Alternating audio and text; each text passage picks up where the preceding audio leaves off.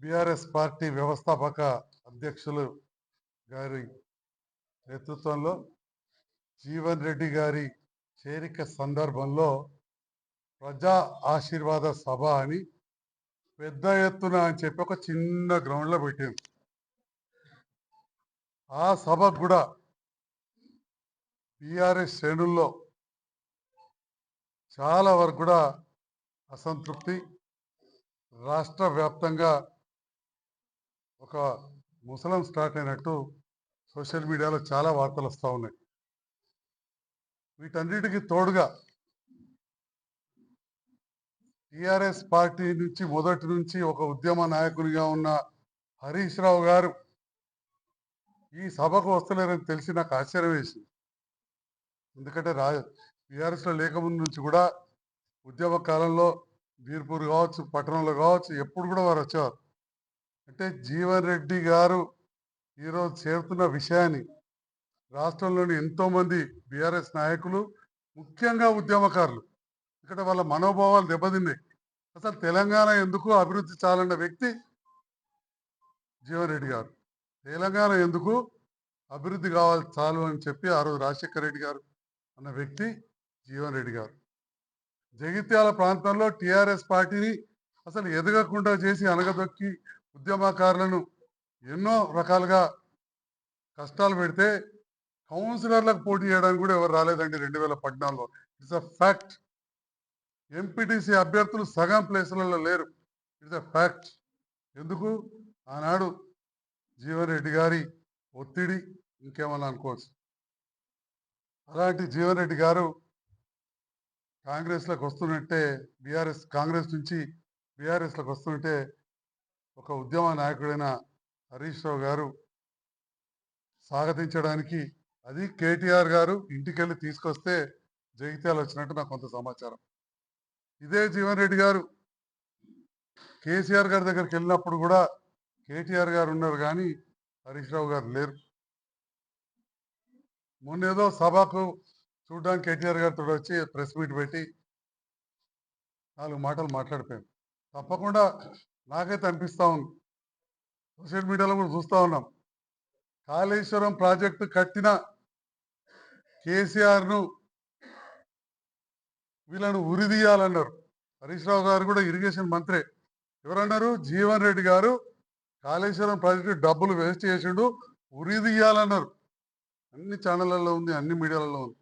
మరి అలాంటి వ్యక్తి ఈరోజు బీఆర్ఎస్ పార్టీలోకి వస్తుంటే ఏ బీఆర్ఎస్ పార్టీలు నాయకులు హర్షిస్తారు?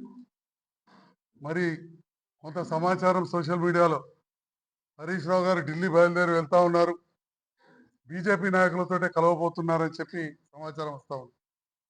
టీఆర్ఎస్ పార్టీలోని ఎమ్మెల్యేలు, అన్నా ఇప్పటికే కవితం వెళ్ళిపోయింది, మన దాంట్లోకి వెళ్ళి చీలికస్తా ఉంది, మనం ఇంట్లోండే జీవన్ రెడ్డిని ఎదురిద్దాం, మీరు పోవద్దని చెప్పి కొందరు ఎమ్మెల్యేలు హరీష్ రావు గారిని రిక్వెస్ట్ చేస్తున్నట్టు తెలుస్తా ఉంది.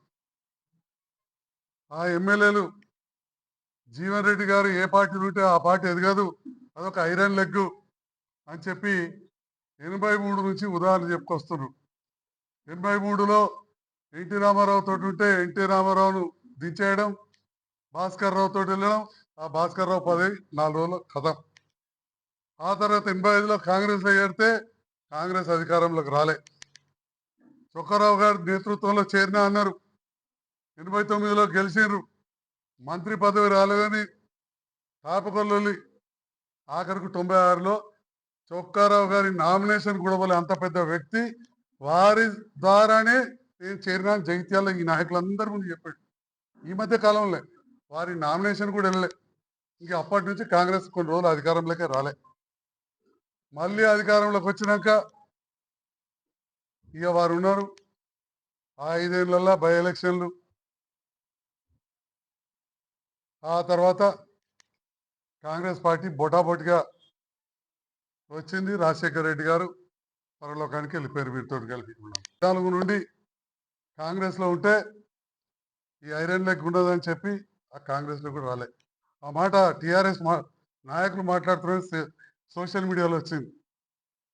మరి ఇప్పుడు ఈ ఐరన్ లెగ్ జీవన్ రెడ్డి గారు బీఆర్ఎస్లోకి వస్తే మనుగడ ఏముంటుంది అని చెప్పి చాలా పెద్ద ఎత్తున చర్చ జరుగుతుంది.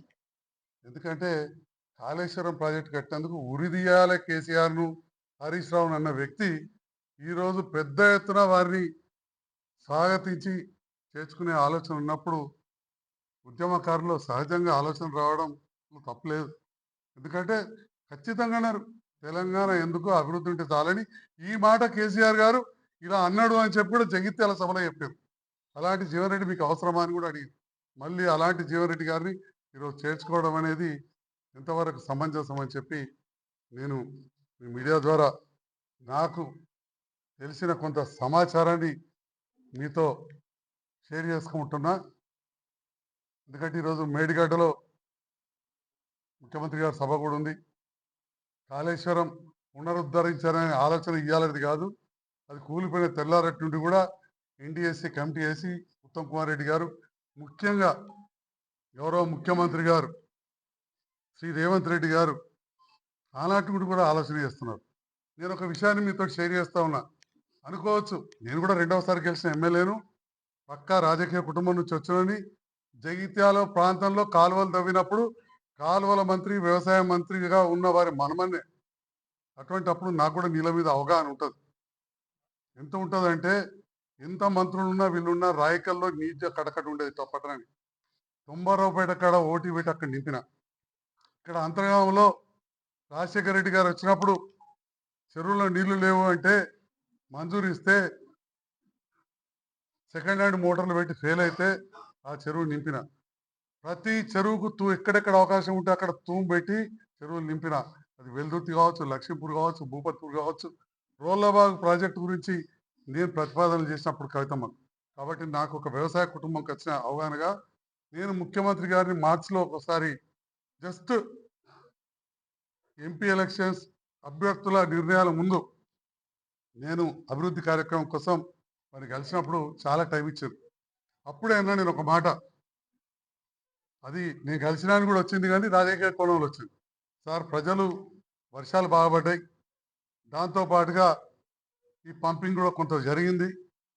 మరి నీరు విషయంలో ఆలోచిస్తుంటే తప్పకుండా చేయాల్సిందే, కానీ అది కూలిపోయింది కాబట్టి ఎన్డీఎస్ఏ రిపోర్ట్ రావాలి. సో దానికి కొంత టైం పడుతుంది, వచ్చినాక చేస్తామన్నారు. దాని విషయంలో ఈరోజు ఏ నిర్ణయం తీసుకుంటారో మనం వేచి చూడాల్సి ఉంది. కానీ ఏది ఏమైనా జీవన్ రెడ్డి గారి చేరికను ఖచ్చితంగా ఉద్యమకారులు, పార్టీ శ్రేణులు, నాకు తెలిసినంత వరకు సోషల్ మీడియాలో చూసినంత వరకు హరీష్ రావు గారు, వారి మీద అభిమానం ఉన్న ఎమ్మెల్యేలు వ్యతిరేకిస్తున్నట్టు తెలుస్తూ ఉంది. ఇప్పటికే కవితం వెళ్ళిపోయింది, మళ్ళీ చీలిక రావచ్చనే ఒక భయం పట్టుకున్నది. కొంతమంది ఎమ్మెల్యేలు హరీష్ రావు గారిని మనం ఇళ్ళనే ఉండి జీవన్ రెడ్డి గారిని ఎదిరిద్దాం, పార్టీని కాపాడుకుందాం, బయటకు పోవద్దని చెప్పి రిక్వెస్ట్ చేస్తున్నట్టు కూడా సోషల్ మీడియాలో వస్తున్నది. నాకున్న సమాచారాన్ని ఈ మీడియా ద్వారా నేను పంచుకుంటా ఉన్నా. Thank you. జగిత్యాల ఎమ్మెల్యే ఎప్పుడు కూడా రాష్ట్ర స్థాయి రాజకీయాల్లో మాట్లాడంగా మీరు ఏ రోజు కూడా ఇల్లే. అసలు రాష్ట్ర స్థాయి రాజకీయాల్లోకి తీసుకెళ్ళి నన్ను పదే పదే విమర్శించి ఆ స్థాయిలో తీసుకెళ్ళారు. సంజయ్ కుమార్ అనే వ్యక్తి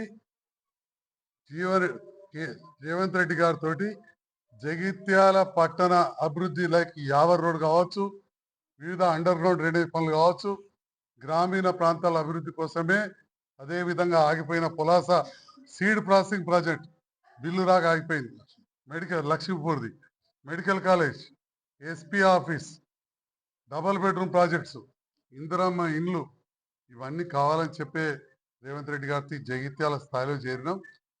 నేనాడు కూడా నేను జీవన్ రెడ్డి గారిని వ్యక్తిగతంగా విమర్శించలేదు. నన్ను 10 మాటలంటే ఒక మాట కూడా నేను అనలేదు. ఇష్టం, కానీ బీఆర్ఎస్ ఉద్యమకారులు మాత్రం ఎవరు కూడా యాక్సెప్ట్ చేయరు.